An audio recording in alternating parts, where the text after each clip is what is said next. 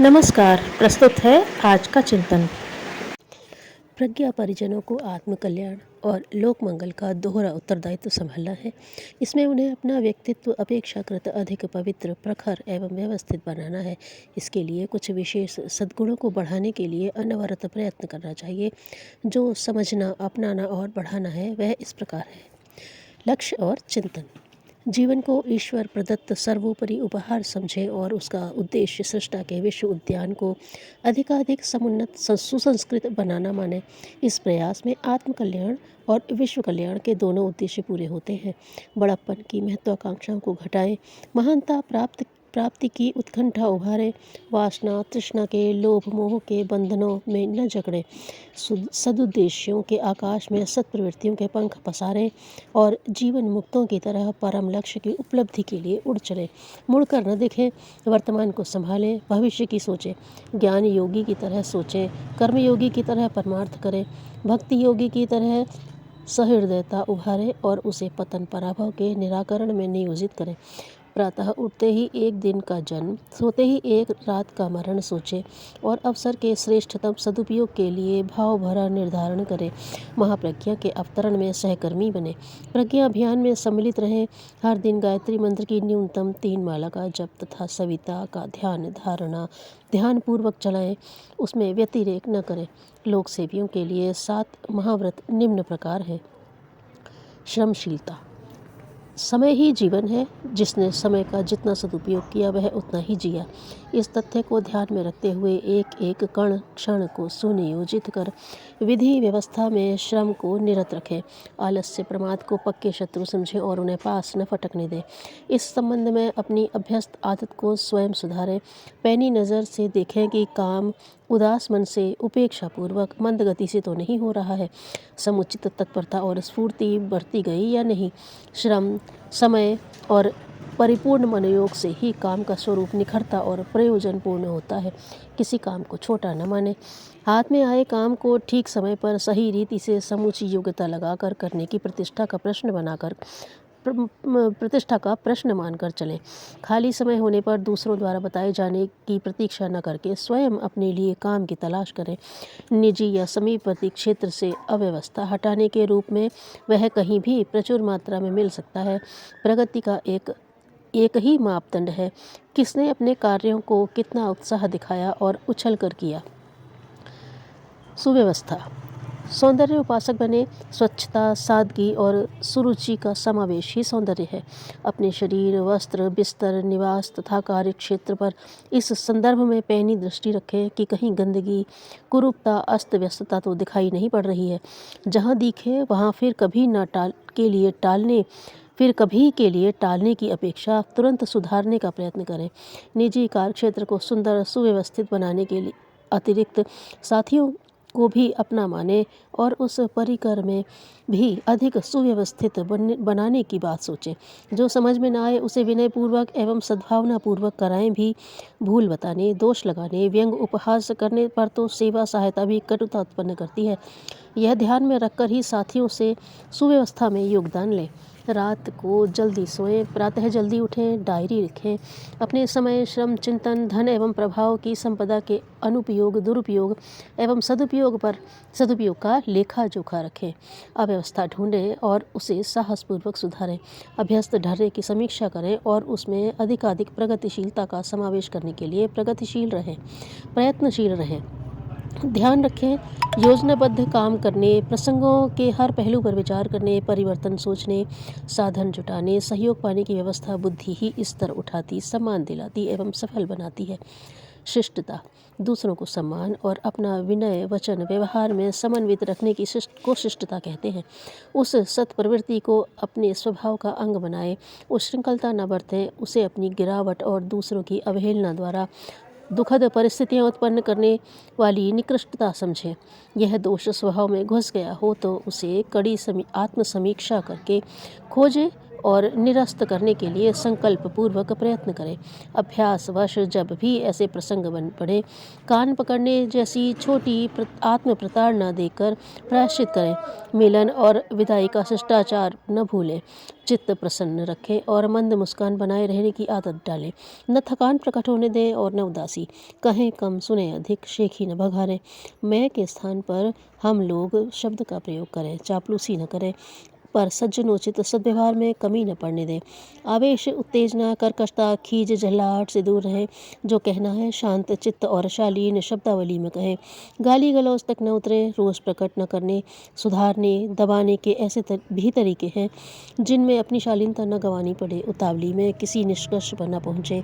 तथ्य समझने का प्रयत्न करें और पक्ष विपक्ष की स्थिति को समझते हुए निर्णय पर पहुँचे। नागरिक कर्तव्यों का पालन करें। सामाजिक नीति मर्यादा का ध्यान रखें। आलोचना से बचें।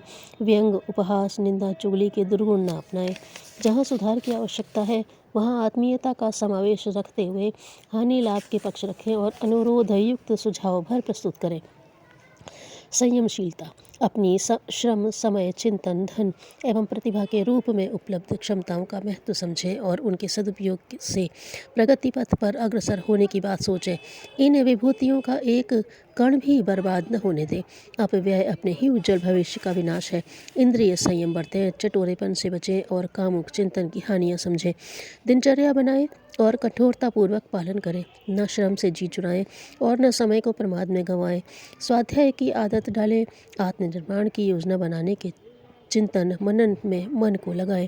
कुविचार आते ही उनके प्रतिपक्षी सुविचारों की सेना उनसे लड़ने के लिए खड़ी कर दें। नित्य हिसाब रखें किंतु सत्प्रयोजनों में कृपणता भी न बरतें। संग्रही न बने पर आमदनी से कम खर्च रखें। कुछ बचत करें। उधार लेने की आदत न डालें। अपने प्रभाव का ऐसा उपयोग करें जिससे संपर्क क्षेत्र की प्रवृत्तियाँ घटें और सत प्रवृत्तियों का बीजारोपण और परिपोषण उभरे। सादा जीवन, उच्च विचार को हर समय ध्यान में रखें। विलासिता और मूर्खता और ठाट बाट की क्षुद्रता से इसलिए बचें कि उनसे अपना व्यक्तित्व गिरता है और अनुकरण करने वालों का पतन होता है। अभ्यस्त कुसंस्कारों को खोजें और उन्हें संकल्प पूर्वक बुहार फेंकें। इस संबंध में कठोरता बरतने, मन मारने और प्रतिकूलता सहने को ही तप कहते हैं। तब संयम से मनुष्य सच्चे अर्थों में शक्तिशाली बनता है। उदार आत्मीयता, आत्मनिर्माण की दृष्टि से अंतर्मुखी तो बने पर एकाकीपन का अभिशाप न अपनाएं। हिल मिल कर रहें, मिलजुल कर काम करें और बांट कर खाएं। अपने को समाज का एक घटक भर मानें और सबकी उन्नति में अपनी उन्नति समझें। अन्यों की अपेक्षा अपनों के प्रति आपाधापी की संकीर्ण स्वार्थपरता न अपनाएं। चिंतन और व्यवहार में पारिवारिकता के सिद्धांतों का अधिक समावेश करें। सामूहिकता के साथ जुड़ी हुई शक्ति और प्रगति को गंभीरतापूर्वक समझें और बिलगाव की अपेक्षा सम्मिलित सहयोग की व्यवस्था बनाएं। पारस्परिक सहयोग का आदान प्रदान जितना भी बन पड़े करते रहें, किंतु वह होना सदुद्देश्य के लिए चाहिए। कुचक्र रचना और षड्यंत्र करने वाले संगठन सहयोग न अपनाएं। आत्मीयता का क्षेत्र व्यापक करें। कुछ लोगों को ही अपना माने और उन्हीं की फरमाइशें पूरी करने, उपहार लादते रहने के व्यामोह दलदल में न फंसे। अपनी सामर्थ्य को सद्प्रवृत्ति संवर्धन में लगाएं। देश, धर्म और समाज संस्कृति को प्यार करें। आत्मीयता को व्यापक बनाएं। सबको अपना और अपने को सबका समझें। इस आत्मविस्तार का व्यावहारिक स्वरूप लोक मंगल की सेवा साधना से ही निखरता है।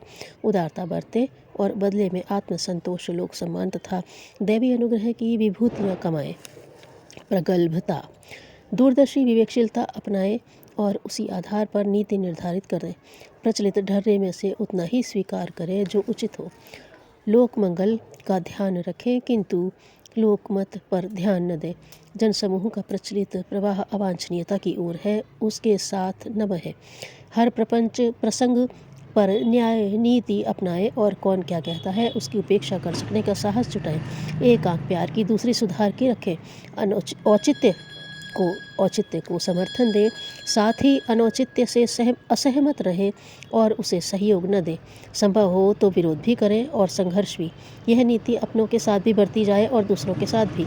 मित्र या स्वजन होने पर भी उसकी अवांछनीयताओं में सहयोगी न बने। इन दिनों सामाजिक प्रचलनों में अनैतिकता, मूढ़ मान्यता और अवांछनीयता की भरमार है।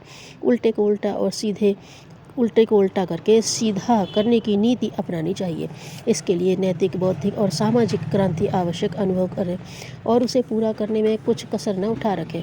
आत्मसुधार में तपस्वी, परिवार निर्माण में मनस्वी और सामाजिक परिवर्तन में तेजस्वी की भूमिका निभाएं। अनीति के वातावरण में मूक दर्शक बनकर न रहें, शौर्य साहस के धनी बने और अनीति उन्मूलन तथा उत्कृष्टता अभिवर्धन में प्रखर पराक्रम का परिचय दें। जनसंपर्क के कुछ सामान्य अनुशासन। प्रज्ञा परिजनों में से जिन्हें भी लोक सेवा के क्षेत्र में प्रवेश करना है, उन सभी को कुछ मर्यादाओं का ध्यान रखना चाहिए। सेवा कार्य जितना महत्वपूर्ण है, उससे भी अधिक लोक सेवी के व्यक्तित्व की प्रखरता का मूल्य है। मिशन को लोकप्रिय बनाने से दूसरों को प्रभावित, परिवर्तित करने, सुधारने, उभारने में प्रयासों का जितना प्रभाव होता है, उससे कहीं अधिक सफलता लोक सेवी के चिंतन, चरित्र, स्वभाव पर आधारित व्यक्तित्व पर पड़ता है। इस प्राथमिक आवश्यकता की पूर्ति प्रज्ञा अभियान के हर सदस्य युग शिल्पी को पूरी करनी चाहिए। इस संदर्भ में मोटी मर्यादाएं ये हैं। 1. चटोरेपन की आदत छोड़ें, किसी के घर जाकर अपनी स्वाद लिप्सा को प्रकट न होने दें। 2. महिलाओं से एकांत वार्ता न करें, जब उनसे कुछ कहना हो तो आंखें नीची रखकर वार्ता करें। 3. दिमाग शीशे की तरह साफ रखें, जहां से जो पैसा प्राप्त होता है हो उसकी रसीद भिजवाएं, खर्च का हिसाब प्रमाण सहित नोट कराएं। 4. वार्ता तथा व्यवहार में अपनी नम्रता तथा दूसरों के सम्मान का समुचित ध्यान रखें। 5. वेश विन्यास में ब्राह्मणोचित सादगी रखें, विशेषतया केश सज्जा तथा अन्य प्रकार की श्रृंगारिकता से बचें।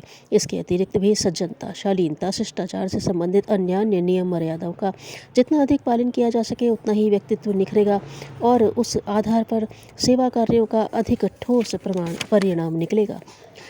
विचार क्षेत्र के उतार चढ़ाव ही व्यावहारिक जीवन में उत्थान पतन की संभावनाएं खड़ी करते हैं।